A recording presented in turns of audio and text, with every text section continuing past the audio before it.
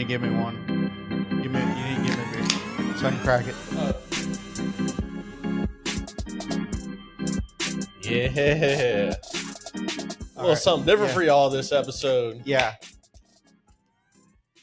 All right. What's going on, everybody? Welcome to another episode of Diamond Duck Discussions Unfiltered. Coach Rob here, Coach Jace with me. Yes, sir. We had an amazing opening weekend of college baseball, SEC opening weekend, ACC opening weekend, conference games galore. Had some upsets. Had some big upsets. Had a team fall out of the top 25, which is, kind of big news. Hey, yo. But before we get into that, let's just go ahead and start off by saying Tennessee, just like I've been saying, you've been saying it as well. Tennessee is your new number one team in the nation, and it's well deserving. I actually pulled out an orange Tito's vodka bandana today to wear and completely fucking forgot about it because my mom stopped by. What a just absolute machine. Dude, so Saturday, let's just talk about this real quick and then we'll get into it. But Saturday, look, they had to win on a walk-off. Yeah, Saturday, Tennessee walked off on Florida, but it was in 7 innings and the score was 7-0, and they hit a 3-run shot to make it 10-0 in the bottom of the seventh, gosh. and it was a walk-off home run. Yeah. Okay, Tennessee is an absolute unit this year, and they will be for the time being because nobody's beating Tennessee until they come to Tiger Stadium. Or I'm sorry, until they come to Alex Box. And then we'll see. Because faith all isn't there. We got to get Saturday Saturday kind of got to get that figured out. Yeah, we're going to talk about our Saturday. Yes, but look, before we get started, MLB news, because we are a baseball podcast and we do both. Season kicks off in less than 12 hours. Yes. Opening game is going to actually, this episode and the first game of the season is going to come out at the same time. Yeah. Yep. I put my episodes out at 5 a.m. Don't know why. That's just how we do it. Okay. And then on top of that, the Dodgers are playing the Cubs. Yeah. In Japan, which the Dodgers or Japan of the West. Look, you just talk about the headliners in this and the people that in Japan, they grew up watching essentially. You got Sho. Yep. Shota Imanaga. Right. I meant Shohei, but yeah. Oh. You also have Shota Imanaga. Right. So who's probably going to be your opening day starter. He's your opening day starter going against Yoshinobu Yamamoto. Right. In their opening day. And in game 2, they've already announced that Roki Sasaki starting game 2. Is he? He is. You also on the Cubs got Seiya Suzuki. So, this is going to be a headliner matchup here. This is great. It's great for baseball. It's great for the world. I mean, we're talking about the world of baseball here. United States, Japan, all the foreign land, just everybody locked into this watching. I mean, it's going to be awesome. All the foreign land. Yeah. I didn't really know what the right terminology was there. So, I mean, you foreign land. Got to be careful. Yeah, that's what I'm saying. Foreign land. So you got the Japanese over there. All right. Yeah, they're going to enjoy this series, I think. Absolutely, and they should. I mean, you got headliners of MLB playing. I mean, you got the face over there. You got the biggest signing of the offseason, arguably besides Soto, in Sasaki coming over here. You got a guy in Imanaga who started the year, seemed to be unhittable. He had like a 1.82 in his first 10 starts, ERA kind of deal. You got Seiya Suzuki, who's back healthy this year. It's just name after name. Yamamoto, we saw what he did after missing 3 months. We saw what he did in the postseason. It's just name after name after name, headliner after headliner. In my opinion, to go play in Japan, you couldn't have picked two better teams. Yeah, it's either Dodgers are going no matter what, but then you bring. I don't know who else, right? Like Padres could go, but they did that last year. Yeah, Padres with Yu Darvish. That's a fun series because it's an in division, rivalry. But this is this is interleague play. Yeah. Right. So both on the NL side, both could see each other in playoffs, possibly. Mm-hmm. Doubt it. Both can win their division. I mean, I don't think one will, but one should. I don't think the Dodgers will either. It's okay. Yeah, That's okay. what you were saying? Yeah. Okay. Yeah. That's what I The thought. other blue team is not going to win their division. Yeah. No. Yeah. Yeah. But This is yeah. Look, the thing about it is you never know what can happen, right? We talk about how Are injuries there can colors affect. for this? Are there colors for these teams both blue, red, and white? Yeah. Because the Dodgers technically have they have some iteration of their jersey where it's red numbers in it, right? Correct. Mm-hmm. Okay. Yeah. So and then the Cubs blue, red, white. Yeah. It's This going to be an is interesting series. okay. Look, I'm excited because. Which oh no, never mind. Go ahead. Japan's flag is not blue, red, and white. I was like maybe they did something, but it just turns out it's the teams with the most Japanese players on the motherfucker. So Yeah.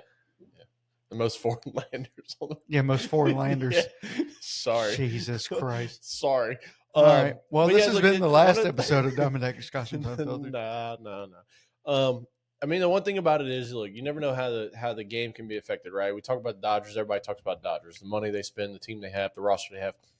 But you're down an MVP candidate, a perennial MVP candidate for this first series, and Mookie Betts got sick, lost 15 pounds this week alone. He will not play. Did he even travel? Yeah, he is there. Okay. He will not play tomorrow or Wednesday. Which is only a 2-game set, isn't it? Yeah, 2-game set. So he's out, and you never know. I mean, you might see a shocker where the Cubs take 1 or even 2. I mean, Well, it's baseball. Yeah, Omaha beat surprised. LSU. Yeah. You know what I mean? Like Tennessee's going to lose eventually. Yes. Has there ever been an undefeated college baseball season? I don't think so. I mean, I can look it up if you don't want to, bud. Go ahead. Has there ever? Oh, you tell me. I meant like go ahead as in keep talking, but oh yeah. I mean, I'm just because that'd be insane, and it'd be probably this team to do it. Yeah, I'll tell you what, dude, they look like an absolute. There's machine. probably been there's been like a 14-loss team, like a 10-loss team. There's probably been a few single digits loss team, but dude, this Tennessee team, I wish we'd have done our homework on them like we did on Troy. I say we, meaning you. Because that was awesome. But this Tennessee team needs to be studied and recreated.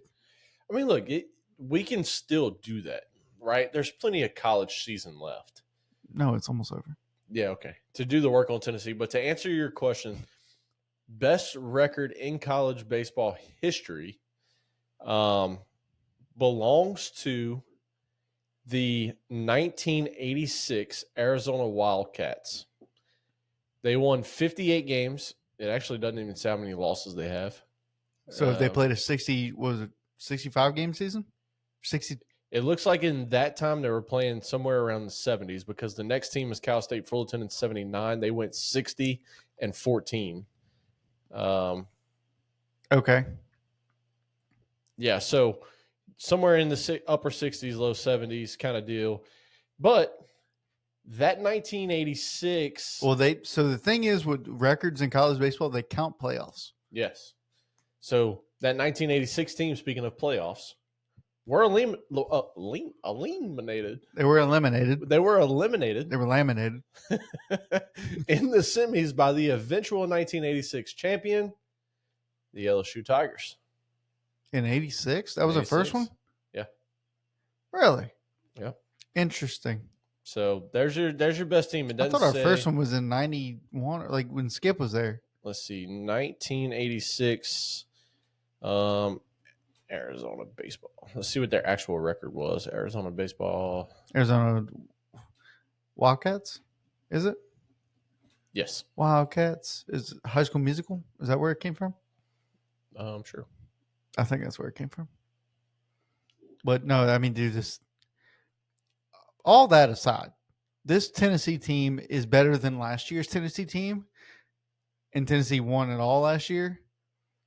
It's just who's going to be runner-up at this point, right? Until they get knocked off. And we said it from day one. We think that the number one team in the nation should be the previous winners, right? And then you go from there. And somebody has to beat them. Somebody has to take them out. Correct. Yep. Like LSU, love LSU, but they should have been technically like number, I don't know, You're probably a top 10 20, team, 20 something. but you shouldn't have started at number 3, in my opinion. Right.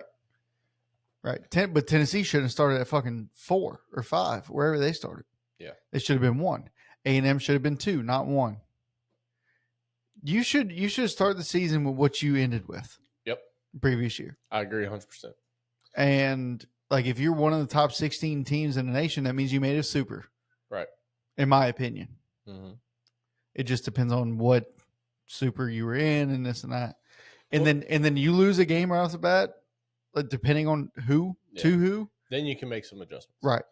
Speaking of making some adjustments, let's get back into MLB world here here for just a second. The Yankees. I forgot. So we've been talking about heavy the Yankees. Seems like every time we come on here on a Monday, they got something to report. Normally, or here lately, it's been bad news. Clark Schmidt, Yankee fans, you've got to be freaking out a little bit. You've already lost Garrett Cole for the year. Luis Hill's down for at least 3 months. Stanton might be out for the year. DJ LeMahieu's he's out for a while with a calf strain. You never know about him. And now Clark Schmidt is missing his next start due to shoulder soreness. So you're down to your big signing in Fried, who's not even your opening day starter this year, Carlos Rondon, who is your opening day starter, and the guy that said, I'm a starter only and didn't want to pitch out the pen at all, Marcus Stroman.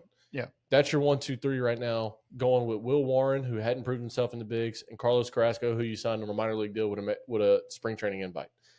That's your 1 through 5 right now. And Carlos Carrasco, keep in mind, can opt out of that minor league deal and become a free agent again and sign with somebody else.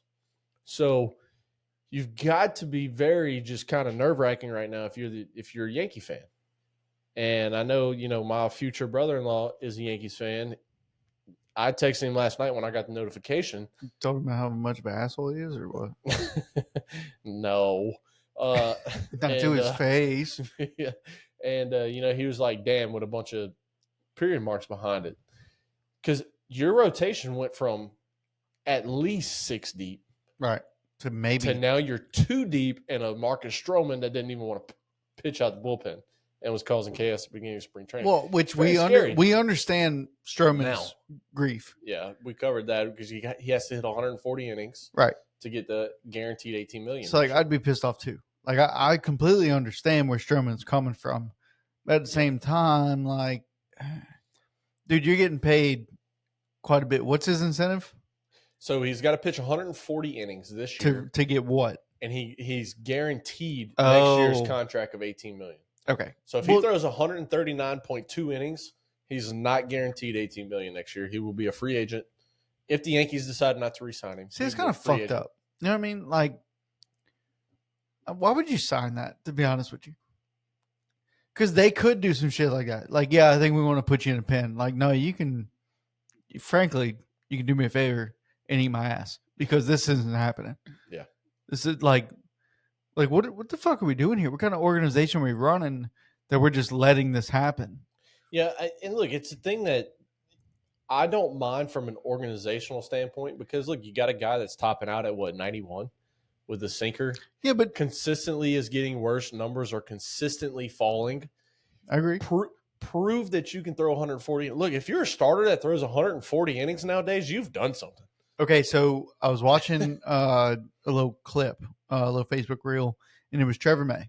Oh, I thought you were about to say Paul Skeens. No. So I did see that when he got told he was the opening day starter. No, I'm not talking about that. He said he's prepared his body in the offseason to throw 240 innings this year. Okay. But anyway. All right. So let's just say, they asked Trevor May, like, what is a starter projected to do now? Yeah. Right? Because, back in the day, it was, I swear to God. Do you need one? You might as well. So back in the day, it was, hey, look, this guy's probably going to hit 200 innings, and he's probably going to be one of 30 guys that hit 200 innings. Right, yeah. So they asked him, what is 200 innings now? So he said, if a guy goes 30 starts, I got 2 over here. Oh, okay. Yeah, I just don't use them. If a guy goes... That's fine. You want to use one? I use a coaster because Jace wants me to use a coaster. I actually just put that right there because I had 2 and I felt like it was so high up. But yeah, whatever. So, okay. What is 200 innings nowadays? Okay, so if a guy goes 30 starts and goes 6 innings each start, Okay. it's 180 innings. Mm-hmm. That's the equivalent now, right? Because and his argument was they're paying these 7, 8, 9 inning guys a lot of money, A lot to do their job, yeah, right? absolutely. And they're disgusting. They get the job done most of the time. Most of the time, If a yeah. starter goes 6, more than likely you're either tied or have the lead, and it's a very low scoring game. And then your 7, 8, 9 guys come in and either keep it there or maybe allow 1 run, not much. And if they allow more than that, obviously they're getting pulled. And you lose the game. But it's still it's not the starter's fault at that point, right? So 6 innings and 30 starts. If you can do that, it's 180 innings. That's your new equivalent to 200 innings. And frankly, I don't like it. No, I like seeing starters go deep into games. Oh, I mean, especially you're throwing a 1-hit shutout, and say you might be at the issue with it is you might be at 90 pitches going into the 7th, which that I understand. Hey, we need to pull this guy, but if you're at 80, let him go 1 more, right? Yes, you're not going to throw 10 more pitches in this inning, but you might throw 15 if you're dealing like that. Just look at how it used to be. I mean, guys used to throw 120, 130 pitches in an outing. Well, then you got Greg Maddux throwing fucking 76 pitches in a no-hitter. Yeah. In 9. I mean, it's possible, Which there's still an argument on how many pitches he actually threw. Yeah, because they're off by 1 or 2. Oh, dude, I'm telling you, I got to find that video and send it to you so you can watch it. But it's just one of those things, dude. Like, I agree. I can't stand it. I can't stand bullpen games. I can't stand seeing It's not that I can't stand it. pitcher. It's just that I miss old school baseball. Yep. And by old school, I mean early 2000s, mid 2000s, like 2010s even. Before the Rays were the one that started it. They had the opener. It was in the playoffs. Yep. They had the opener, and they went 4 innings. In the opener don't make any sense, right? Because you throw a guy for 1 inning, and then the next guy throws 3 innings. Right. Why not just start the guy that throws 3? Because maybe he doesn't do well off the. I don't know. It's so Maybe he needs goofy. an extra inning to get ready. I don't know. Yeah. Maybe he showed up late to the ballpark. Look, speaking of pitchers, I don't know if you saw this or not. That point number 6 down there, Joey Gallo was cut by the White Sox. Which how bad do you have to be to get cut by the fucking White Sox? Apparently, Joey Gallo bad. Yeah, apparently Joey Gallo bad. He came out and said he is essentially retiring from playing the field because he's that bad. Oh, I gotta mute that. All right, But, yeah, go ahead. Come on. Sorry, that's rookie move, rookie mistake. I'm sorry. And he is going to attempt to become a pitcher. Oh, just like what's his name? He played for the Rays. Fuck. Why can't I remember his name? This was just like last year or 2 years ago. Yeah. I know you're talking about because he got an appearance. Oh shoot! Oh my god! I got it. Hold on. I believe in you. So Rick Ankiel did it, but that's not him. That's not who I'm thinking of. Well, he went to be an outfielder or from an outfielder. No, he was a pitcher. Rick Ankiel was a pitcher and got the yips and became an outfielder. Yeah. And raked, by the way. Brett Phillips. Brett Phillips was a guy he used to be. Dude, have you ever heard him laugh? I am dead serious. I am so serious when I say this. No. Bro. Have you ever? We're going to play a video on that TV right there, which currently has nothing on for maybe the first time ever during this podcast. Well, it's because it's Monday. There's no college baseball, no MLB. Yeah, no, there's nothing on. Is there an MLB game on? Maybe spring training. I'm sure there's spring training somewhere. I didn't even. But dude, we're gonna watch a video of him laughing. It is hilarious. If you haven't seen Brett Phillips laugh, go type in Ray's Brett Phillips laugh, and I promise you, you're going to laugh. It is hilarious, dude. That'd be. So, have you ever heard yourself laugh? And like, yeah, I hate it. And like hate yourself. Yeah, I hate it. It's horrible. So I hear it, and I don't get that upset because I'm watching a video, and obviously, if I'm laughing in the video, it's funny, so I'm laughing. Right.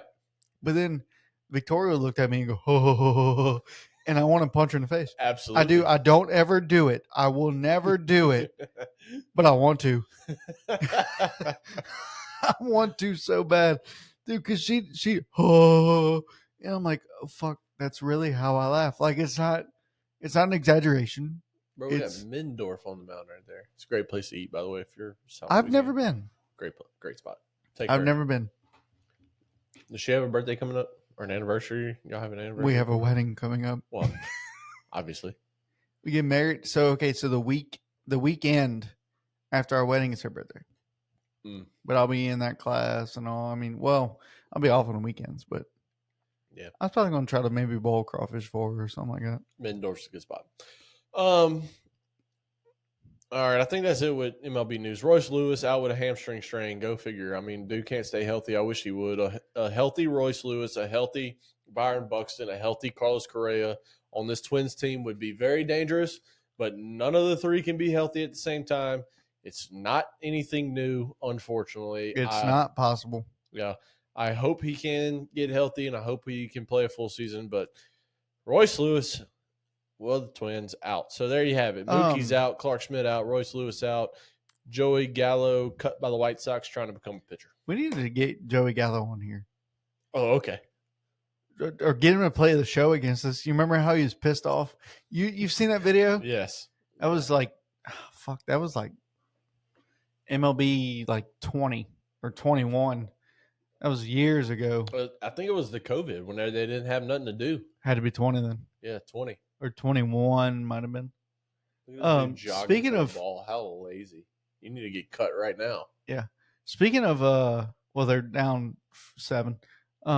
Speaking of the Padres, yep, and MLB, have you heard anything on Ethan Salas? Like when possibly? Oh, probably still 2 years out. Really? Because I mean, feel only like 17. Yeah, but I feel like the Padres need somebody. You also heard his little brother signed. So Salas, I think, is 18 now, and his little brother is 17. His little brother's a year younger than him, if I'm not mistaken. Better go look.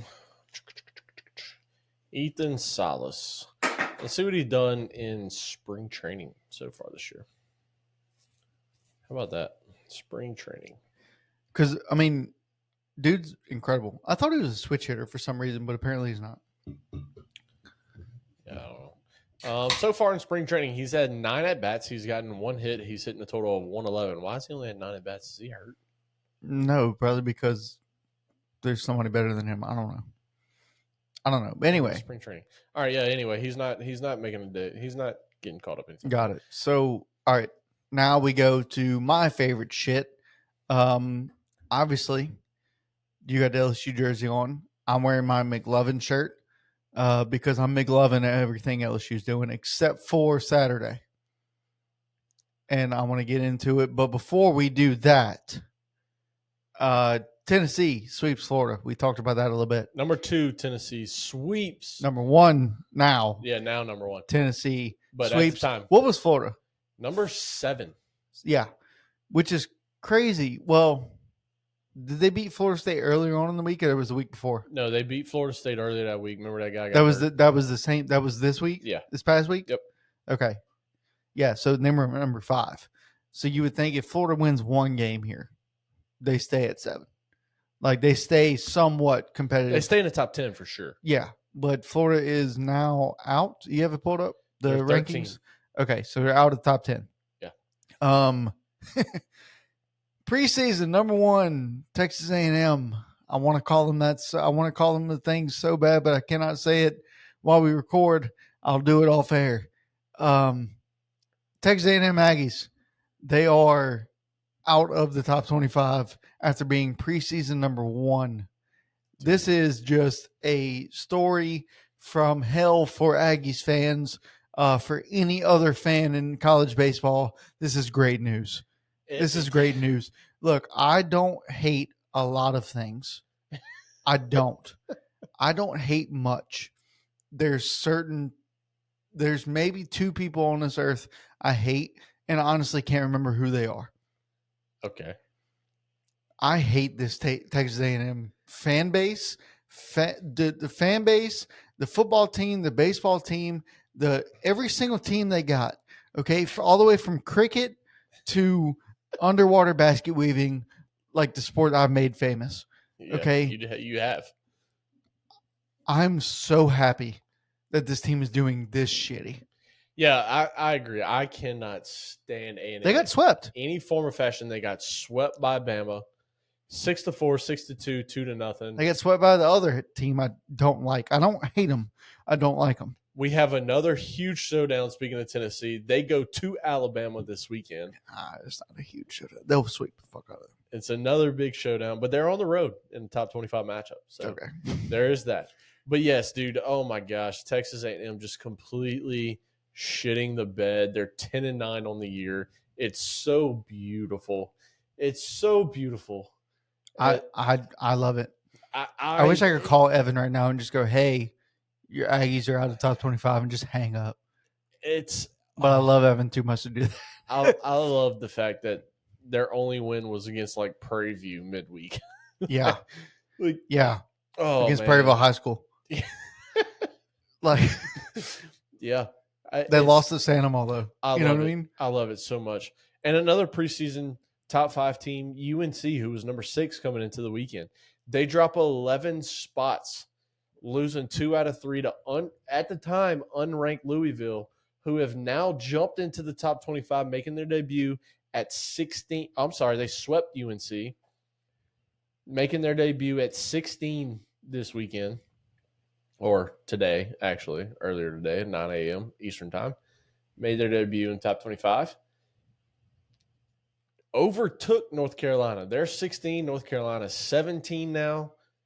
This is, oh man, so good. Yeah, I will say we got to figure out what's going on the Carolina side. Duke dropped out of the top 25. They got swept this weekend. North Carolina drops 11 spots down. What is going on the East Coast right now? I don't know. I do know Paul Maneri can't get it going. He tried. He tried so hard. Oklahoma ends up winning that series. And yeah, but South Carolina, that was rough. That was rough to see them lose the way that they did. I mean, if they took one, they took the Saturday. Right. They took the Saturday 11-5. Right. We had a bunch of 1-1 series in the SEC. This is going to be like college basketball. 1-1 or 2-1? 3. It was 1-1 going to Sunday. Oh, okay. Yeah, the rubber mat. Yeah. Yeah. Right, gotcha. Yeah. But this is going to be like college basketball. You look at every team. So, look, not a huge fan of basketball in general. Bracketology, pick Florida. They're going to win it all. Are they really? Yep. I was in a group text last night, and I was like, Tennessee's the best team in the country, hands down. And they were like, no, Florida's better. And they were like, oh, wait, you're talking about baseball. I was like, yes. Yes, I am. It's baseball season. Yeah. It's not basketball season to me. Now, March Madness is exciting. I agree. That's fine. But I lose a lot of money betting. Absolutely. And I don't. So I try not to. Right. But so here goes. Right. So the SEC has a record now in college baseball or college basketball. 14 teams got in the tournament. That is a NCAA record. 14 out of 16. 14 out of 16 teams in SEC. You know who's left out? LSU, and I don't know the other team because I did not care after LSU got left out. LSU, and they turned down their bid to the NIT tournament. Yes, it makes sense because they suck. Yeah, they are awful. I don't know who the other team is either, but pick Florida. If Cooper Flag is healthy Friday, pick Duke. One of the two. I don't think Cooper Flag's going to be healthy. I've been kind of listening to a couple things. The one thing I read this morning said he's expected to play Friday. So if Cooper Flag's healthy, go Duke. Cooper Flag's healthy, go Duke. This is not betting advice, by the way. You can take our bets and make them. And we're still a baseball And if you lose, we are not liable. We talk about baseball. And I can guarantee you 100% I have not watched one basketball game college this year. One. I saw a meme, and it was like people who only watch March Madness picking their bracket, and it was a guy with a blindfold on. And it was just yeah, absolutely. That's I'm here. But Carry on. anyways, so now you look at it, right? So North Carolina drops. We already said that. Florida got swept, which I don't know why you put this in here. You could just put What? this with the top. Anyway, so Florida gets swept, obviously, by Tennessee. They drop from 7-13. Louisville, you said that already, Yep. jumps to the top 25 after sweeping North Carolina. And we had a bunch of, I mean, if you look at so Ole Miss, Arkansas, Ole Miss takes game one. After that, Arkansas Look good. destroyed And, Ole Miss 12-3. and Arkansas stays at number 3. Okay, but so this game right here, this game 3, Arkansas Ole Miss, I told you, I texted you and I said, hey, LSU game was over. You said would advise. I said I would advise you right now to put on Arkansas Ole Miss. Yeah. And right after that, Ole Miss took the lead. Yep. And Ole Miss takes the lead, and it was 9-8. Correct. And Arkansas comes in top 9, and just starts hitting. They tie the game up, right? Well, then they go to 10th. No, they go to bottom. Sunday? Yeah, I was about to say bottom 9. So then they go to bottom 9. Ole Miss doesn't do shit. They go to top, and it is 9-9, and they get 2 runners on. Oh, okay. Bottom of the 8th, they go to the top of the 9th. Right. Okay. And Arkansas scores a run to tie it up. It was 9-8 Ole Miss. And Arkansas scores a run, tie it up. And it was, I mean, that's whenever I texted you and was like, hey, you need to watch this fucking game. Yeah. It's about to go in extras. So it goes in the top of the 10th. Arkansas hits Aloy, the shortstop. The guy, the Hawaiian guy with the one blonde streak going down, had long hair. Mm-hmm. Dude hits an opposite field nuke to right field. That was just, I mean, it was smashed. Yeah. It was on a line too, dude. It didn't get higher than here. Yep. And just went right over the fence. And now it's 12-9, and Ole Miss ends up getting a couple of runners on. You think that they're about to go on a run, and the closer for Arkansas just shut them. Yeah, doors. I mean, and then look, this Georgia-Kentucky series, man, a lot of high-scoring games. First game, 12-6. Okay, second game, 10-7. Third game, 17-10. Yeah. Dude, it's just, why are these teams, and so it was Georgia ended up winning the series 2-1. Georgia won the first game, Kentucky won the second game, Georgia won the third. But why are these teams allowing so many fucking runs? Yeah, I don't know why we have so many football scores this year. It's so odd. I don't understand. Is pitching just not cared about? It's a great question. I mean, I don't know. But I mean, you look at it. Look, North Carolina, they got swept, yes, but the first game is 8-7. So speaking of North Carolina, they did not get swept. They played a doubleheader Friday. They won that second game, 6-4. Okay. Let me correct myself. Did they not play Saturday? They did not play Saturday. Okay, so they played Sunday. Yep. So Sunday was 5-0. They had one hit. Yeah, they lost 2 out of 3. I'm sorry. I got to correct myself. Okay, well, they still dropped. Yeah. A lot of spots. Yeah, you still dropped 11 spots. Biggest movers of the week. Right. Unless you want to claim Louisville. Don't say what. Or A&M. We don't know what. No, A&M. Well, yeah, we don't know where they dropped to either. Right. But they probably dropped to 60. The biggest mover in the top 25 was UNC, dropping 11 spots. Yeah. After losing 2 out what of 3. What is Texas right now? Texas is going into this week. I believe they're number 8 now. So we have a huge battle coming, which tune in Thursday. We'll break it all down Thursday. LSU Texas preview. Yes. So, but yes, going into this weekend, they are number 8 according to D1 baseball. Now, look, everything they that we play look UTSA Wednesday. We got to tune in that one. Everything that we look at is going to be according to D1 baseball. I know they got some other ones out there. LSU was D1 baseball's number 1, while they were number 2 in the other 4. This is what ESPN goes by. This is what college baseball rankings go by. This is what we go by, D1 baseball. So depending on what poll you look at, might be a little bit different. But according to D1 baseball, Tennessee 1, LSU 2, Texas 8. And we got a huge matchup at Texas this weekend, number 2 versus number 8. We'll break it down Thursday, not tonight. Yes. But dude, I mean, just this Saturday game by Tennessee was fucking insane. Dude, So I tuned it in, and it was the bottom of the seventh, and Tennessee got 2-1, and I see this. When I tell you it was a 450-foot bomb, you talk about it because I was at LSU game at the time. yes. So it was a 450-foot bomb, and it was destroyed. This ball was absolutely nuked, and I was like, well, okay, like it's 10-0. Didn't think anything of it. All of a sudden they're shaking hands. I was like, okay, this is the end of the fucking game. They just walked off Florida, a number 7 Florida, and it just goes to show you that yes, Florida might be ranked number 7th, or Florida might be ranked 7th, but Tennessee is number 1. They're going to be number 1. I've said it all season. They are the best team in college baseball. And I hate to even say that as an LSU fan, but Tony V has his team right. These guys are just fucking insane. I mean, you got guys. I'd love to. I hadn't looked it up yet and see what everybody's batting average is, but I guarantee they have at least 8 guys over 400. Tennessee.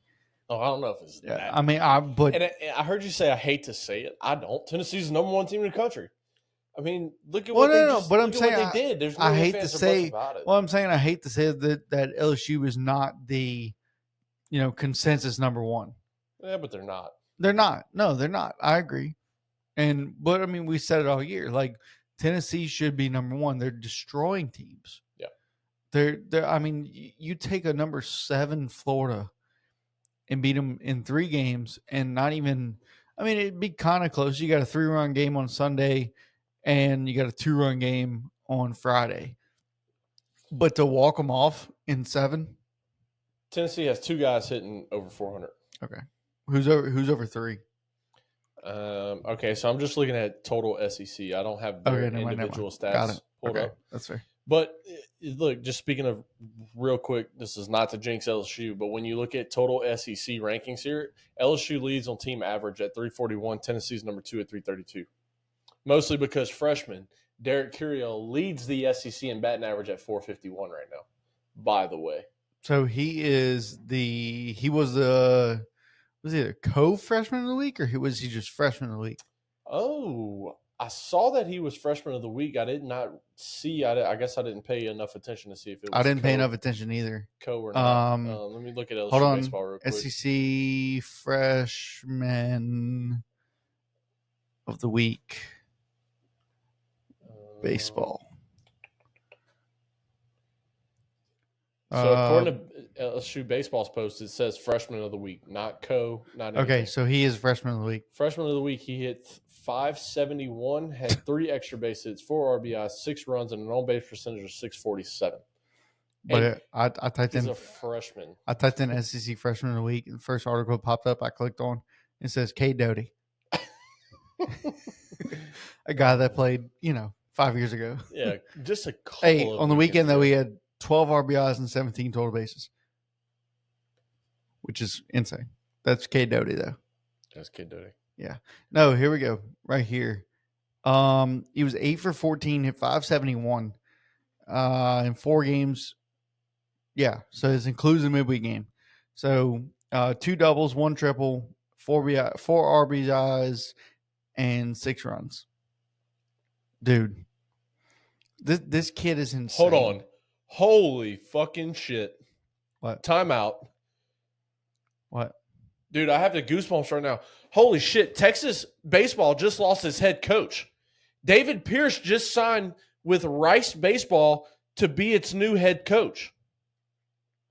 Right now? Right now, 45 minutes ago, D1 Baseball, Kendall Rogers, the guy that owns D1 Baseball, Kendall Rogers just posted breaking news. Rice Baseball is hiring former longtime Rice assistant and current Texas baseball head coach David Pierce as its new head coach.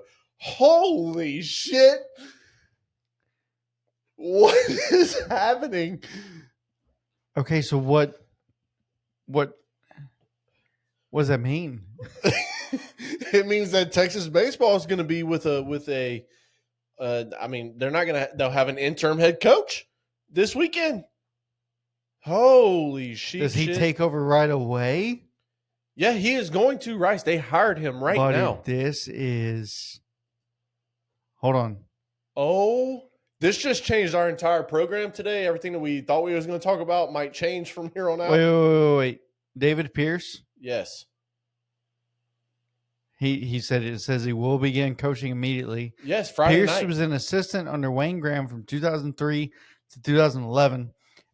He says, and I quote, I did not want to wait until the end of the season because I believed that we had great potential and a lot of baseball in front of us this year. I can't wait to get on the field with these players and coaches and prepare for the start of conference play on Friday. I'm sorry. I'm typing on our X page right now. Holy shit. Buddy, this is. Holy shit. You remember how you always wanted breaking news? This is breaking news right here. Oh my This is gosh. This is insane. Okay, so what the fuck does Texas do? Wow. Oh my goodness gracious. Okay, so wait. Hold on. You have Twitter pulled up? Yeah. Type in Texas baseball. See if they said anything about it. All right. Hold on, let me send out this tweet real quick. Okay. Send out the tweet. Holy sheep shit, this is. Holy sheep shit. Yeah, sheep shit. This is. All right, let's type in Texas baseball. Oh my God. Dude, this is wild. Because we have breaking news. I don't know what to do. I don't know. Okay. He's going to be in the dugout this weekend. That is a fact. He's not going to coach tomorrow. He won't be there for the midweek game, or whenever their midweek game is. But college baseball, so should we join a party? Oh my Atlanta. This guy says, happy for David Pierce growing up. Rice was Texas' biggest baseball rivalry. Hope coach finds success. So he don't seem too mad, but Houston Chronicle.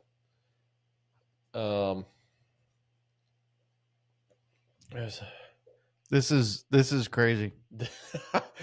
Oh man. This guy says, love this. I think Pierce has a ceiling, which is why I was fine with Texas cutting him loose. Especially, oh yeah. Dude, I forgot they took Schlossnagel from A&M. He'll probably become the interim head coach. Oh, I forgot about that. What do you mean? Schlossnagel is the Texas head coach for baseball. So that's why I'm confused. No, he wasn't. He was an assistant head coach. No. Schlossnagel got hired on, so the head coaching job was available, right? That's what we thought. But no, David Pierce is the head coach of Texas. And now he's the head coach of Rice. And Schlossnagel will now most likely be. Look, so why the fuck would I forgot about Schlossnagel going there? I didn't. That's my thing. I thought he was the head coach of Texas. Because if you look on their Twitter page, it says introducing the new head coach. This is June 25th, 2024. Introducing the new head coach of your Texas Longhorns. Yeah. And it's it's Jim Schlossnagel. Because this guy says, I think Pierce has a ceiling, which is why I'm fine with Texas cutting him. And then in parentheses, especially with Schlossnagel waiting in the wings. So how the fuck was the Texas job available when it wasn't available? Because he got hired on. Like, did we not? I don't know if we got anything. Now I don't know nothing. I don't know anything anymore. I don't know nothing. I don't know nothing either, bud. I don't know anything anymore. Because I'm like you. We covered Schlossnagel getting hired, and it was the head coach. And on their Twitter page, like I said, June 25th, 2024, introducing the new head coach of your Texas Longhorns. Unless David Pierce was a former head coach of Texas. Then you just got goosebumps or fucking nothing. No, then Kendall Rogers is tricking me. And D1 baseball still needs to get their shit together. All right, so David Pierce. Here we go. Let's look him up.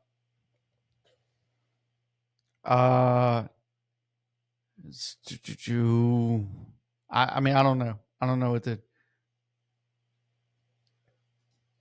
As you can tell, we're all very. Oh, he was at. Okay, wait. Hold on. David Pierce joined Texas State baseball staff as the assistant to the head coach in August of 2024. Texas State. Right. Okay. After the baseball season. Okay. So it says in this role, he will help oversee all areas of the baseball program on and off the field. So in August of last year, he took a job at Texas State as the assistant to the head coach. Okay. So technically, Schlossnagel is the head coach. Wait, when? August of last year, after the season. Season ended in June. All right, because I'm on TexasLonghorns.com right now. Okay. And it said David Pierce named baseball head coach, University of Texas in 2016. Okay. Fifth Longhorn head coach since, whatever year. In 8 seasons as the Longhorn head coach, Pierce has an overall record of this. 8 seasons. That would end in 2024. Well, yeah. For the Pierce management. Which is why the job opened. So did he come back? No, he got hired on with Texas State. That's what I'm trying to tell you. All right. Okay, so according to Texas State's website, David Pierce had joined the Texas State baseball staff as the assistant to the head coach in August of 2024. Schlossnagel got hired as the head coach of Texas in June of 2024. June 25th, to be exact. Okay, so he tagged the wrong Texas in this. So he was a. So he's the former coach. So he was the guy. Rice and Texas. So he was the guy that Schlossnagel took the place of. Okay. And then, come on, Kendall, get it right. Fuck. Well, I think he might have got it. God damn that missed. His wording of this is wrong, but this says longtime Rice assistant and Texas head coach. I think it also David meant Pierce. long-time head coach. So like long-time. Okay. You know what I mean? That makes more sense then. Okay. Glad we can get all that shit sorted out before Coach Jace has a heart attack.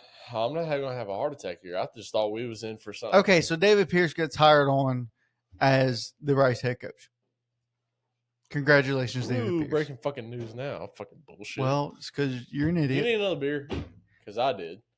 You might as well grab me one. Fucking D1. Every time you grab one, I know you drink faster than me, but every time you grab one, you might as well get me one. I know you say that, but I did it last episode, and you're like, "No, I just opened this one." Well, sometimes I talk and I don't drink. I can't drink and talk at the same time. Sorry for getting everybody excited right there. I'm sorry I'm a letdown. Well, I guarantee everybody was just as confused as me. Going, Schlossnagel's the head coach. Well, and you got these people saying, "Oh, Schlossnagel's waiting in the wings." No, he's not. He's a fucking head coach. What's going on here? So I guess we should have done some more, or I should have done some more. What if this was like news from last year that nobody broke, and he was just like, "Fuck it, I'll do it now."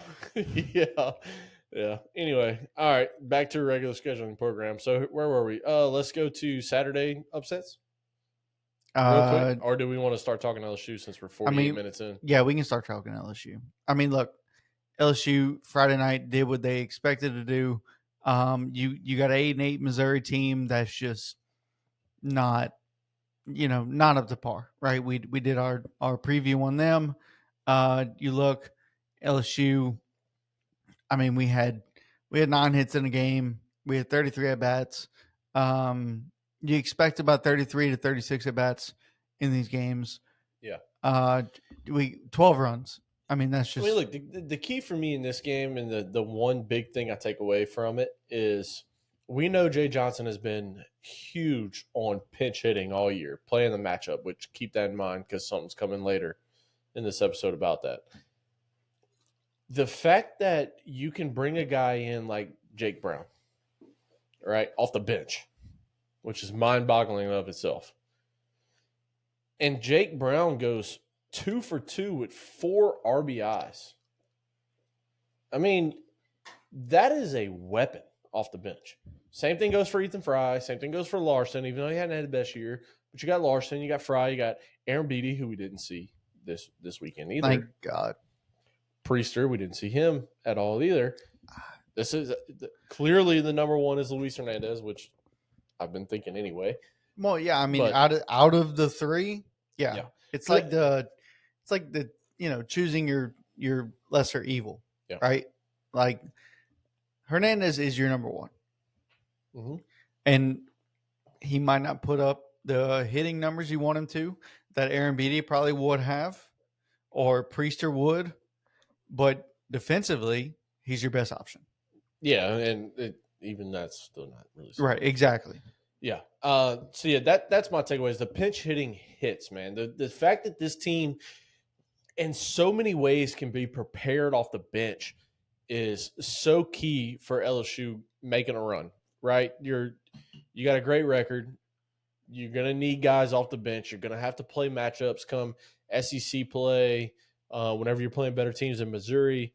Not to take away anything from Missouri, super scrappy. You played LSU very hard all three games, I thought.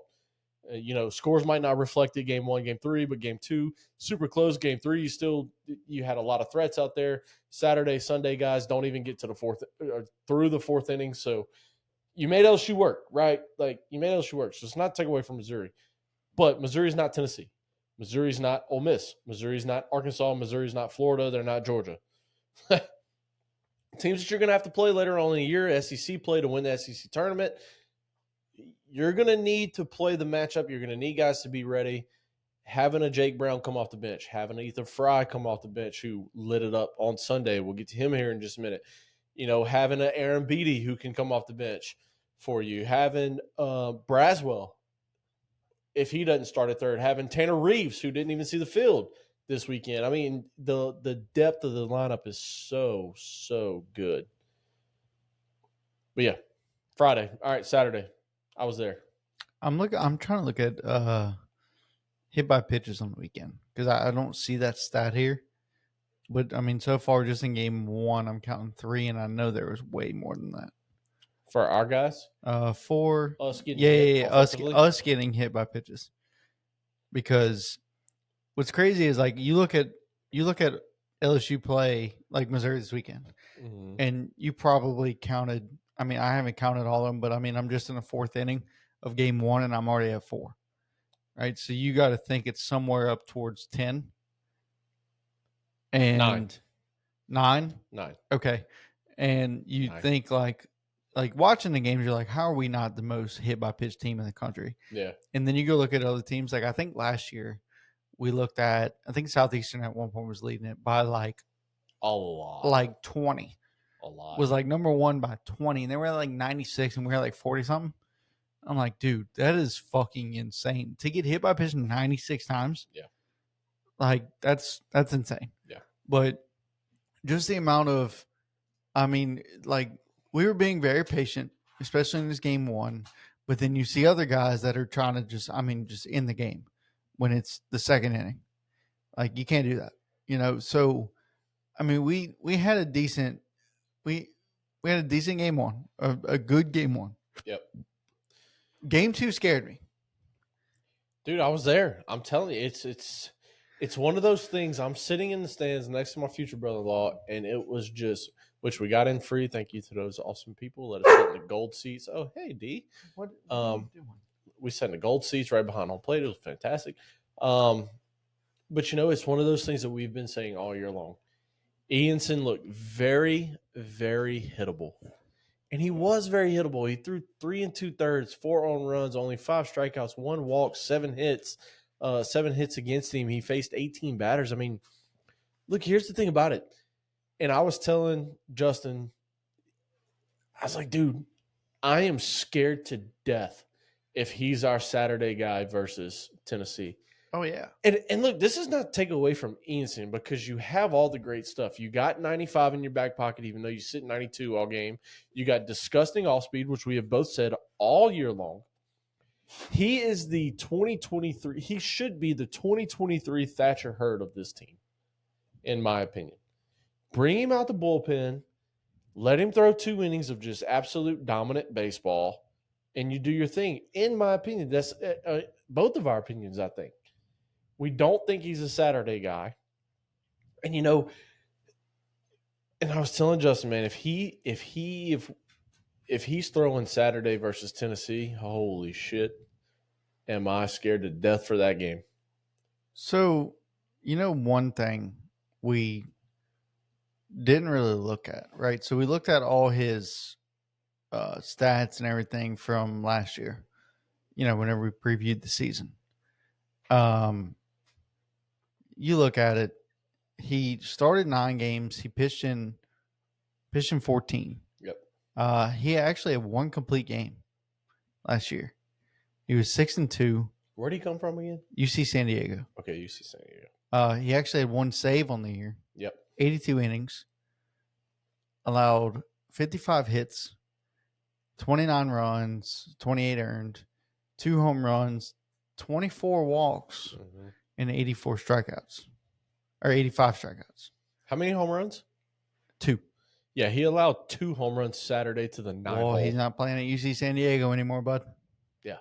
To the 9 hole. And 2 absolute no doubters, by the way. Right. Being in the stands, I don't know how it was at home watching, but being in the stands, the ball left the bat, and you're like, wow, that's a long haul. Yeah. Yeah. I mean, it's insane. Just the amount of dude, he's the eye test says that he's good through like 2-3 innings. If he can get out the first. If he can get out the first. Like he gets out of jams, which is what everybody loves. But what people don't realize that he puts himself in those fucking jams. Mm-hmm. And it's not good. Again, and this is not us taking anything away from him. I just think you can, and look, Shores didn't have the best outing either, but I think you can move Shores up. You got 2 long relievers in Eason and Zach Cowan. You got 2 guys. You're going to eventually get Guidry back. You got Rizzy. You got Evans, who we're going to talk about here in just a second. And you get those Schmidt, Ware, even though if Ware keeps doing what he did this weekend, be very happy with kind of Ware coming out the bullpen in big moments. Yeah. But yeah, I don't know. This is going to be tough to stick with him on Saturday. It's just hard. And we saw a guy last weekend that took Jay Johnson coming to him in the first inning where he had already given up a few runs. Jay Johnson comes out there, and from the first to the 7th, he goes 15 strikeouts or 17 strikeouts, just looks absolutely fucking dominant. Yeah. Right? We need that guy from pitch 1. Not from pitch 30 where it's already 2-0, 3-0, 4-0 opponent. We don't need that. When you get to Georgia, Arkansas, Tennessee, even Texas this weekend, you go down 4-0 in the first inning, second inning, you are in big trouble to make a comeback. I don't care that you're LSU. You're going to be facing dudes. Missouri didn't throw a guy that threw over 94, and he came in relief on Sunday and threw the ball all across the world. Yeah. You're going to have 97 from the left side on Friday night with Liam Doyle when you face Tennessee April 25th.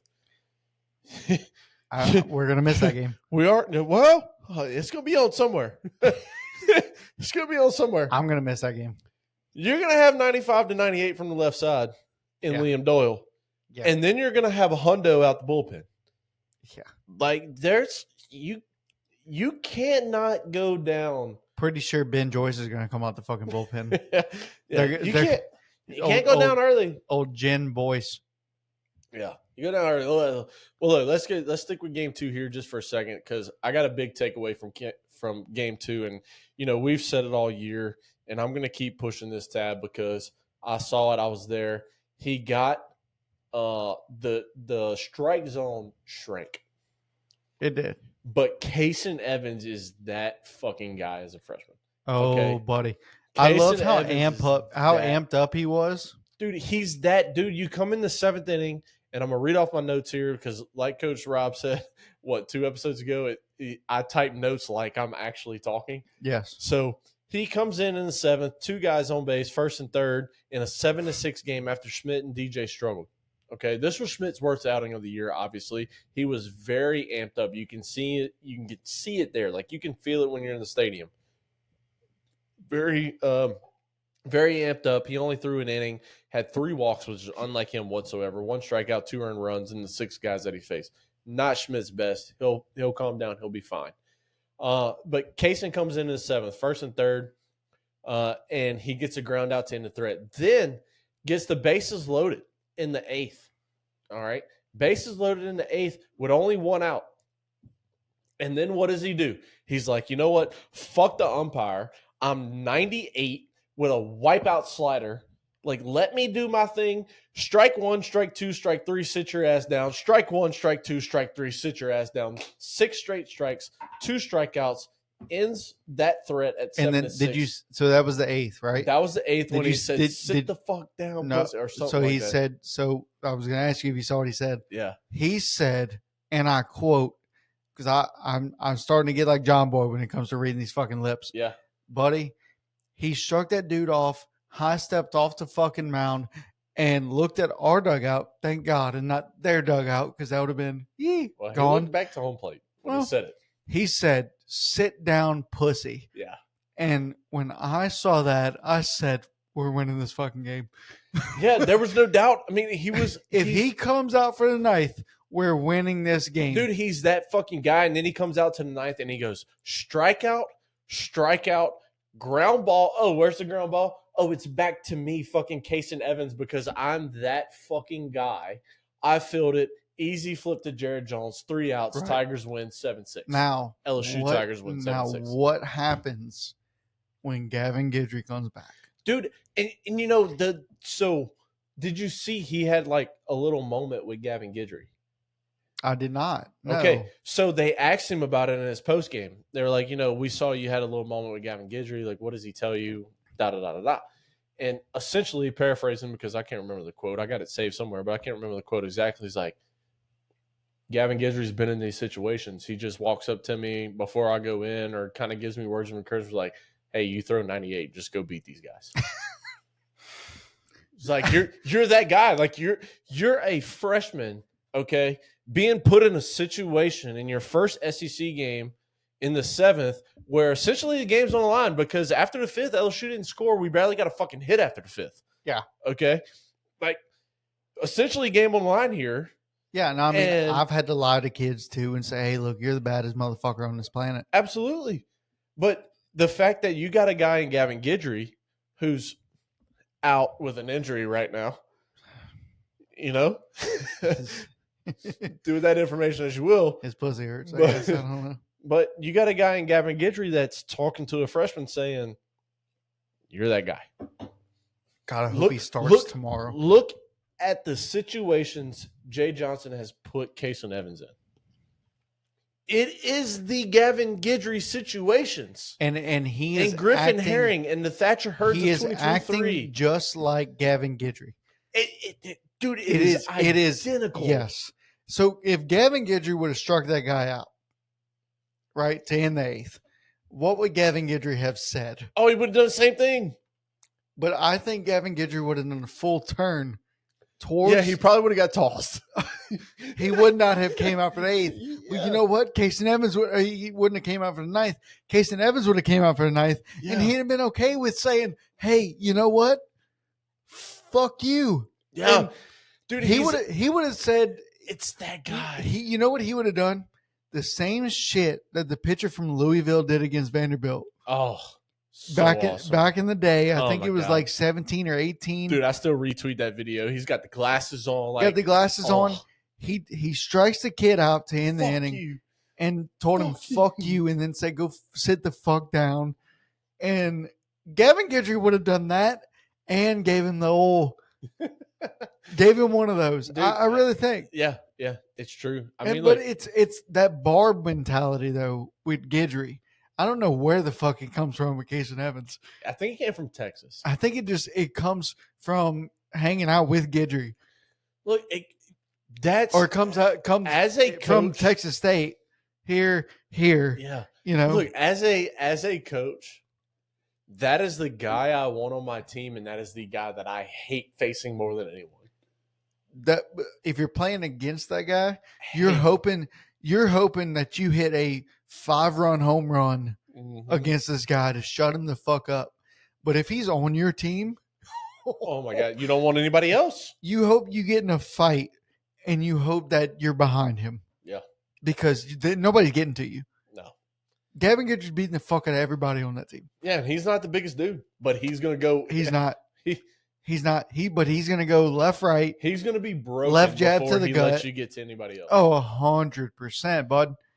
So I cannot wait. I want him to come back so fucking bad. so bad, I want him to say that he did not get anybody pregnant.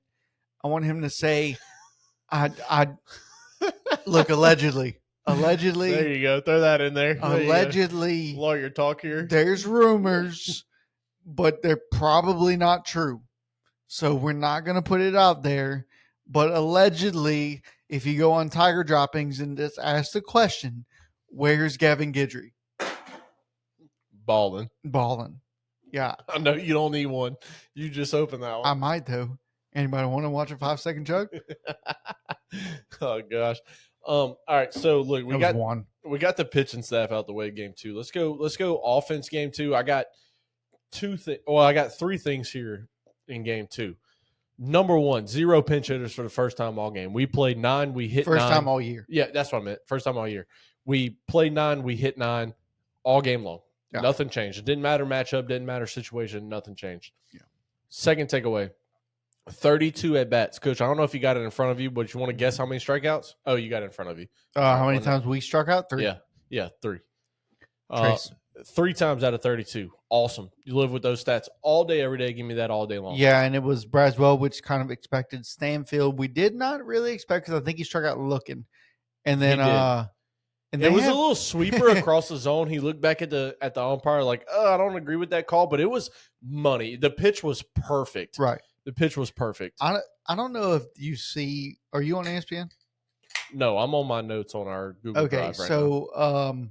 diamonddeckpod@gmail.com if you want to hit us up. So on the Espen, on the box score, it has a H Brown instead of J Brown. Oh, really? Yes. So I don't know who this H. I don't know who the H is, but so you mentioned Braswell. That's my third thing here. Braswell in this game, 2 perfectly executed bunts. 1 was ruled a hit, which I don't understand. It can be a fielder's choice, even though they didn't get an out. It can still be a fielder's choice. But that was the second one where nobody covered first base. I don't think that's a fielder's choice at all. I think it's a single. The play is at first. They're trying to go to first. It's either a single or an error on the second baseman. It's something on the second baseman because the coverage was first base was charging. Yes, first base charges. Perfectly put in between pitcher and first baseman where first baseman could not back off of it. He felt like he had to come get it. Right. So you had pitcher and first baseman meet at the ball, and nobody was at first. Had the second baseman done his job, he's out, which is why I say fielder's choice, even though you don't get an fielder's out. choice. I think error, if anything. Maybe. I think it's if anything, it's either error or base hit. Either way, it's not a hit because in the situation it is a sack situation. He was not dragging. He was early show. Either way, it's not a hit. They gave him a hit. Whatever. That's beyond the point. But I like a hit.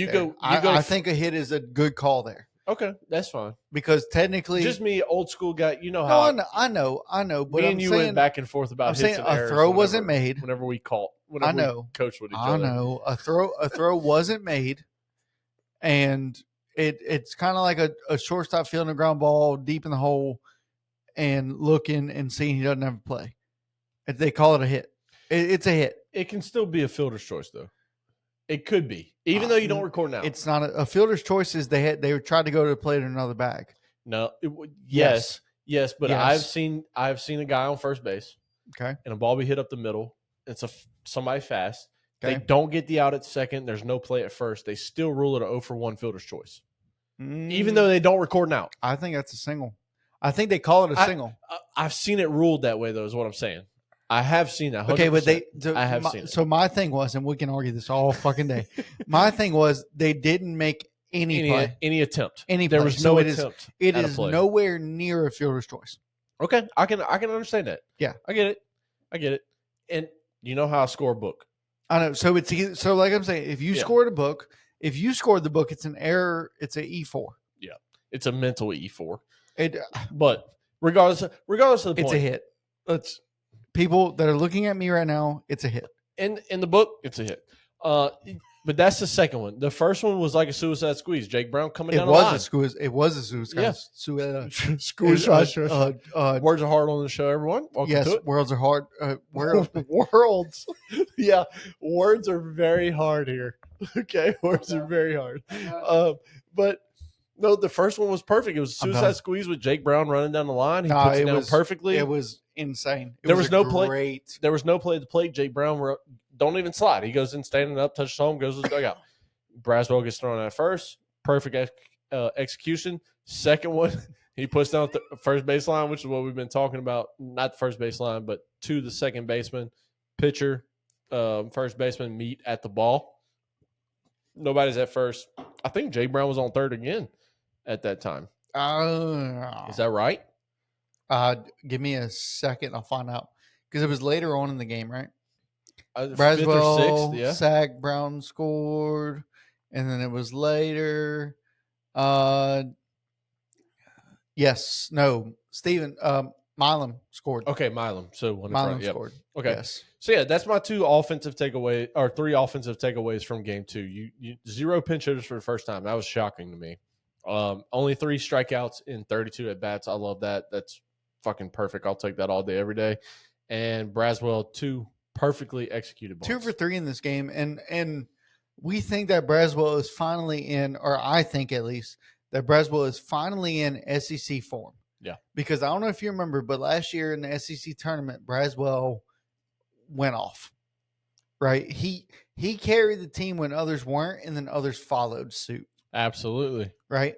So remember how we were saying that Braswell may or may not have lost his starting position? Absolutely. I think he has not.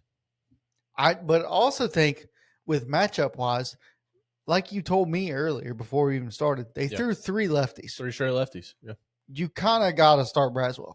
Yep. Here, because you know Jay Johnson, he loves to play the matchups. Absolutely.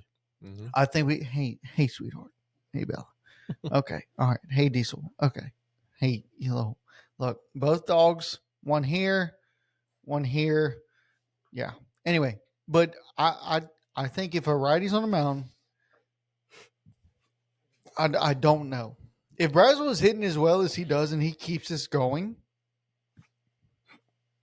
It's going to be hard. Yeah, we're talking about something completely different here. It's going to be hard to put Tanner Reeves in that spot. But it's also hard to keep him out with the way he's been hitting. I understand, right? So you put one starting and put one at DH. If Braswell is hitting as well as he is, the great problem is the lineup is so deep. The thing with Braswell, though, right? So you can put him at DH. Say a righty does start, and you want Braswell in his lineup. You want him bad. You can throw him at DH, right? Go Pearson right, Stanfield center, and go Curiel left. You go Tanner Reeves at third. Tanner Reeves just makes errors, man. You can go Braswell at third and Reeves at DH. You can easily do that, right? And say Tanner Reeves goes 0 for 2, his first 2 at bats. Can easily throw Ethan Fry in there. Say they change pitchers, they go lefty, or stay with a lefty, or go righty, even whatever. You can change Tanner Reeves to whoever the fuck you want. You got about 10 guys in that dugout that you can stick in there. Yeah, not the bullpen. Probably it might be a Todd Peterson situation. Well, I don't really know about the bullpen here. We're going to talk about it here in game 3. Yeah. So let's go ahead and go to game 3. You good with that? Yeah. All right. So game 3, Shores again doesn't make it out the 4th inning. Same thing as Ianson on Saturday. So bullpen was really wrecked at this point. Yes. Right. I mean, you're going to, the thing about Chase Shores is he gets into a lot of 2-strike counts, but he doesn't have just an absolute strikeout pitch. And it should be a 98-mile-an-hour fastball. But for whatever reason, it's not. And I don't understand why a 98-mile-an-hour fastball with movement is not enough to be a strikeout pitch. What you reading over there, Coach? I can see your lips moving. I'm reading to see. Are you on see. notes or are you on Okay, Google so Doc? Primo went game 1, 2. And 3. Well, so that's what I was getting at. Yeah. Right. So Ben's Primo Cohen was Friday. Yep. And then Sunday ended up being. So, okay. So Rizzy didn't. Wow. Riz didn't throw till Sunday. Wow. Yeah. I do like the Primo Cohen here. I'm just Ian's. I'm not sold on Ian's, and I don't know who you put in a Saturday role if you move Shores to Saturday, or you keep him Sunday and you put Cohen there or put Schmidt there. I don't think you take Cohen out the pen. I think Cohen right but now. That's the thing. I don't think Schmidt's ready. No, I don't. I agree, but I don't think now who can replace Ianson. I don't think anybody does. Flip them. All you gotta do is flip them. I'm for fine. what? For what? It's the same outcome. Well, you might not have as much pressure on Ianson in game 3. But Shores didn't. Shores went 3 2/3 here. If you take 2, though, if you take the first 2, there's no pressure anymore. What did Ianson go? 3 1/3, I think. Okay, so Shores didn't do much fucking better. No, I'm not disagreeing. No, he went 3 2/3 too. So they both went 3 2/3. They didn't make it out to 4. Exactly. Sipping beer at the same time. Yeah, look. I'm finishing mine. I know. I'm opening it up and grabbing you one, buddy. Oh, thanks. No worries. Oh, thanks. You're welcome. I gotta piss. Go ahead. I also got to do number 2 as well. So, all right. So you're trying to rush through game 3 right here. I'm not trying to rush through. I'm good. All right. So game 3. I mean, look, he doesn't make it out. Again, it comes down to a strikeout pitch. Some kind of way. He gets to a lot of 2 strike counts. He has got to find a put away pitch. Zach Cohen, guess what he's going to? He's going to the fucking Bugs Bunny ass changeup that he got. That 82 miles an hour and drops 50 fucking inches is what it seems like. Yeah, it works. It's so good. Casen Evans, guess what he's going to? A wipeout fucking slider. All right, he's going to show you 98, and a wipeout fucking slider after that. Or he's going to go, which is the most predictable thing in LSU baseball. For all the opponents out there, I am giving you the hint of how to beat LSU baseball. If they go slider, pitch 3 on an 0-2 count is going to be a fastball. Why are you giving everybody a scouting report? Because everybody listens to us. Yeah, everybody listens to us. It is the most predictable thing. Our 8 viewers on YouTube. Not true. We had 40-something on our last episode. Did we really? Yes. That's impressive. Thank you, everybody. But thank you. It is the most predictable thing when LSU goes all speed for strike 1, strike 2. They are coming pitch 3 with a fastball. And I hate it. It has been this way for 3 straight years now. And I hate it. It is so fucking predictable. Anyway, pitching game 3. Yeah. Connor Ware comes in again for the second time on the weekend. He came in Friday, comes in Sunday. DJ Primo pitches his 3rd straight game on the weekend. Jay Johnson clearly loves him. Inning eater. He's an inning eater. Here's that. We had a guy in high school, Dylan Bleakley. Yep. Okay. I remember old Bleak, man. Yes. Bleak was a great guy. Shout out Bleak. He was Coach Shake called him an inning eater. I love old Dylan, man. Okay. And this dude would go in there and throw strikes, and it wouldn't be fast, but it'd be effective. Yeah. And so if you can throw somebody that's effective, it doesn't matter how fast it is. It doesn't matter whatsoever, anything about it. As long as he's locating and getting outs. Yeah. That's all that matters. Yeah, I agree. But Primo has had an issue with hitting people. Hit batters and this and that. And walking and falling into 3-ball counts far too many times. Right. But anyway, yeah, Riz looked good. Cohen looked good again for the second time on the weekend. He dominated game 1. Offense in game 3 was really good. Curiel was Curiel, right? I got to be. Go ahead, bud. I can't hold it. Yeah, you're going to have to fix the float switch too. Curiel was Curiel. 3 for 3 with a walk, on base 4 times. What a monster. And look, this is a guy here, Ethan Fry, who we've been talking about, right, all episode. We've brought him up, talked about this, talked about that. Ethan Fry didn't have a start this weekend except on Sunday. He gets 3 hits. He goes 3 for 4 on Sunday. This is a guy that is really, really good, and he doesn't have a spot on the field because the team is that deep. They threw 3 straight lefties. This dude did not get an at bat until Sunday when he started in DH role. All right.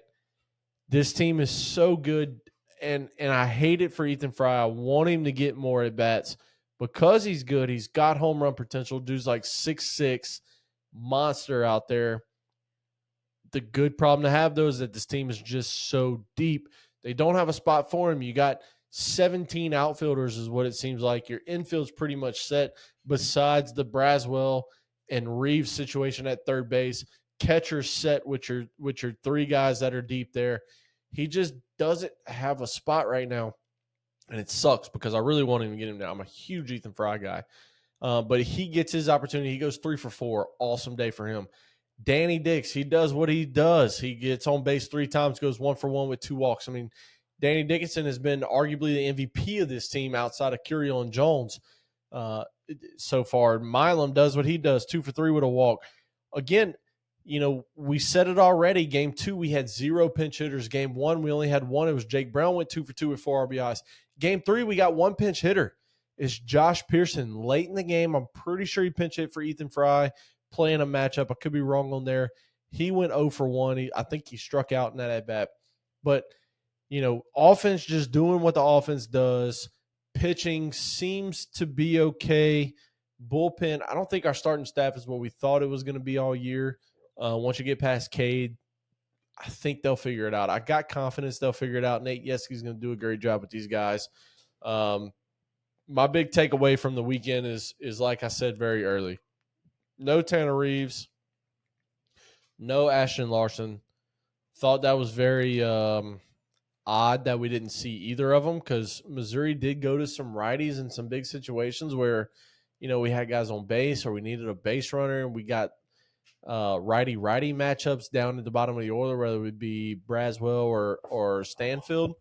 Thought that was weird that we didn't see a Reeves or a Larson, but it is what it is. Jay's got this team under wraps is what it seems like to me. Another big takeaway, 23 left on base in 3-game series. One of our lower numbers. It's still high. It's still high, but it's one of the lower numbers. Remember, we've come up in here before. We've gone 30-30 back-to-back weekends. As some people say, against Omaha, we went 30 left on base. So, yeah. It's one of those things where, the numbers, 23 left on base seems like a lot. When you break it down as 6.5 a game, which is that's really not too bad in a 9-inning game, because left on base is not just including third, right? With less than one, this is including the guy on first, not in scoring position. It's one of those things where you can go walk in guy 1, or you can go strikeout, or ground ball, strikeout, and then a walk, and then a fly out or something like that. Like, that's considered all left on base, right? So I don't think that number is bad. When you get to the 27, 28, 29, 30 plus, that's when it starts to get a little concerning. Just 23 is, you said 23 for the weekend? 23 for the weekend. I don't mind it. I really don't. It's 6.5 a game. It's not terrible, but some people would say it's as they, and I quote, high as giraffe pussy is what they would say. I say high as giraffe ass, but yeah, pussy too. Yes. Another thing that stood out to me, offensive wise, we had 14 strikeouts as a team in 3 games, which isn't horrible, but you only had 12 walks. Now, there are 9 hit by pitches. See, that some people will say that that's as low as a wiener dog's wiener. There you go. There are 9 hit by pitches in this.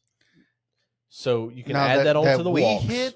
No. Our team had, that we talked about earlier. We had 9 hit by pitches on the weekend. So if you want to break it down, you got 14 strikeouts to 21 base on balls, walks / hit by pitches. I like just straight strikeout to walk ratio, because whenever you look at strikeout to walks, it doesn't include hit by pitches on that. That is straight up strikeout to walk ratio. So here you're more strikeouts than walks. Always want to see that number flip-flop there where you got more walks and strikeouts. Last thing that stood out to me was only 2 pinch hitters all weekend, which I thought was very non-Jay Johnson-like. So that's it for me. I don't have really nothing else. Again, Thursday. There was a team. There's a team this weekend that had bases loaded, 4 innings in a row, and capitalized. It might have been Tennessee. 4 innings in a row and capitalized.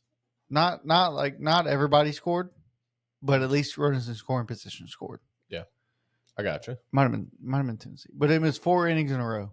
Yeah. It's fucking ridiculous. Well, hello, Diesel.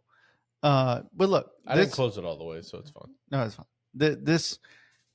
This weekend in college baseball was what you thought it would be, right? You had some people lose that weren't supposed to, some people win that weren't supposed to, but then you had your sweeps, and then you had your teams get swept. I think that's every weekend though, like we've talked about. I don't know what they're arguing about with mom's not home, so that could be it. Teams that are sweeping, teams that are not, upsets and stuff. I mean, we're gonna come on here just about every single episode. Maybe not on Thursdays because it's midweeks. We shouldn't see too many upsets on midweeks. We'll have them here and there, but I think covering upsets will be a key part of us covering college baseball this year because it's so deep. The baseball world is so deep. I mean, you got Tennessee's the only undefeated team left, right? Yeah. You got LSU at 2, Arkansas at 3, Georgia at 4. SEC seems to be dominating the game. Yeah. We got 6 in the top 10. We got another team at 8 and another team at 10. Like, we're dominating the top 10 here. We got 6, okay, including the top 4. Which we've had 6 damn near since the start. Damn near since the start. Texas A&M wouldn't shit the bed. We'd be talking about them too. But we're not mad that I'm not upset. I'm not mad that they're out. I'm not upset. But it's one of those things where we're gonna have battles. And look, we call number 13 Ole Miss versus number 3 Arkansas an upset. It's not an upset. Like, you have a top 13 matchup here. There's no such thing as an upset. This weekend, if we lose to Texas, that's not an upset. Texas is number 8 in the country. You know what I'm saying? Like, if Tennessee would have lost to Florida, number 7 Florida, that's not an upset. Now we mark it as an upset because if a less ranked team beat a higher ranked team. If Florida sweeps Tennessee, upset. 100%. If LSU gets swept, upset. This weekend is an upset, right? But if we go 2-1 or if we go 1-2 against Texas, I don't necessarily think it's an upset, but we should have at least went 2-2 or 2-1. It depends on how the games go. Look, you can be if they're close. Yeah, they just want to be in here. That's all right. It's fine. It's okay. I'm gonna close it enough to where Bella can still walk in, but Diesel can't go out. We're almost done anyway. That's perfect. We're good. That's perfect. Yeah, we're good. Hey, buddy. Hey, buddy. He's been on my fucking nerves lately. It's okay. So yeah, look, Somebody's been wanting to go outside at least 5 times within an hour. I'm like, motherfucker, he just went. I think he saw a lizard outside. Oh yeah, that makes sense. We got a battle coming this weekend for LSU and Texas. I really can't wait to break down this Texas team. Do some research over the next couple of days. Break down this Texas team here, and go over them Thursday. It's gonna be a lot of fun. So no, it's this Texas team with Jim Schlossnagle as the head coach. That Coach Jace, kind of fucked up. No, I didn't. I got fooled. Yeah, but you should have known. I did. We're experts. What? Well, yeah, sure. Yeah. Well. Yeah. I just looked. Victoria's still at Maya's. All right. So we got some time. I don't know if you have anything planned tonight. I don't have nothing planned. Well, I got to go to Mom's house. Oh fuck, that's right. Yeah, I got to go to Mom's house. Yeah. I still think we need to do it over there. We need to take all this stuff. Well, y'all are a month and 6 days away 8 days away from. from getting Elle married Yes. and possibly 9 months away from a kid. So we got 10 months all before we depends. have to move, before we are absolutely forced to move. I'm going to get my stuff tested the day of the rehearsal dinner. Yeah, I know you told me that. Yeah. So I watched the Andrew Schultz special on Netflix. Mm-hmm.